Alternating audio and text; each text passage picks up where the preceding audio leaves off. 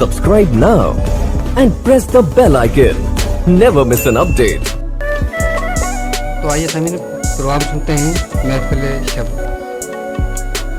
तेरी कुदरतों का शुमार क्या, तेरी वुस्सतों का हिसाब क्या। तेरी कुदरतों का शुमार क्या, तेरी वुस्सतों का हिसाब क्या। तू मुहीते आलमे रंगबू, तेरी शान जल्ल जलालहू। बिस्मिल्लाहिर्रहमानिर्रहीम। अल्लाह रब्बुल इज़्ज़त के बाबरकत नाम से शुरू, जिसकी कब्ज़े कुदरत में हर नफ्स की जान है और जो खालिक और मालिक कुल कायनात है। बाद उसके करोड़ों दुरूद और सलाम पैगंबर कायनात हज़रत मोहम्मद सल्लल्लाहु अलैहि वसल्लम और उनकी आलो असहाब पर, जिनका मुबारक वजूद वजह तख्लीक़ कायनात बना। मोहतरम और मोअज़्ज़िज़ सामईन, हफ्त रोज़ा डिस्क जाकी प्रोग्राम महफिल शब में मैं हूँ आपके साथ, आपका मेज़बान शिराज मुबशिर। कैसे मिजाज हैं सामईन आपके? उम्मीद करता हूँ कि आप सब बफज़ल खुदा खैर आफियत से होंगे और मेरी हमेशा की तरह अपने प्यारे परवरदिगार से यही दुआ और इल्तजा है कि अल्लाह करे आपके ये चेहरे हमेशा मुस्कुराहट से सजे रहें।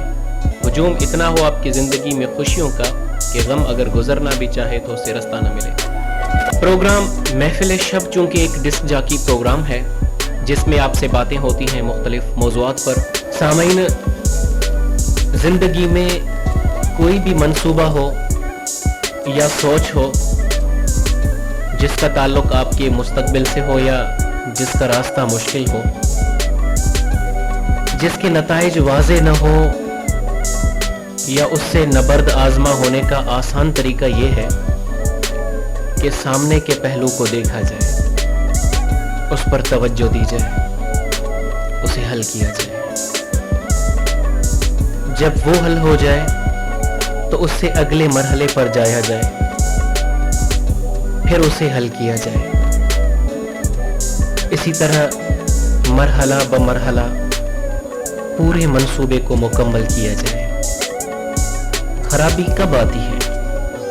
खराबी तब आती है जब इंसान पहले मरहले पर ही दूसरे, तीसरे और चौथे मरहले के नताइज सोचना शुरू कर देता है, परेशान होना शुरू हो जाता है और खामखा की टेंशन लेना शुरू कर देता है।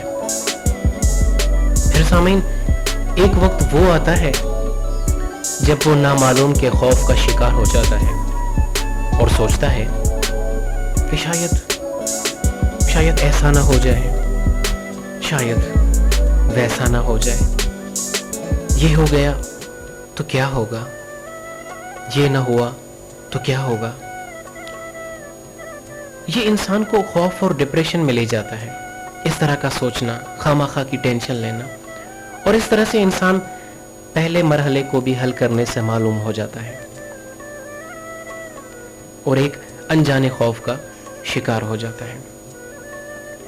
जब भी जिंदगी में कोई काम, कोई चैलेंज की सोच तारी हो तो तवज्जो हमेशा सामने की बात, सामने के मंसूबे और सामने के मरहले पर रखी जाए।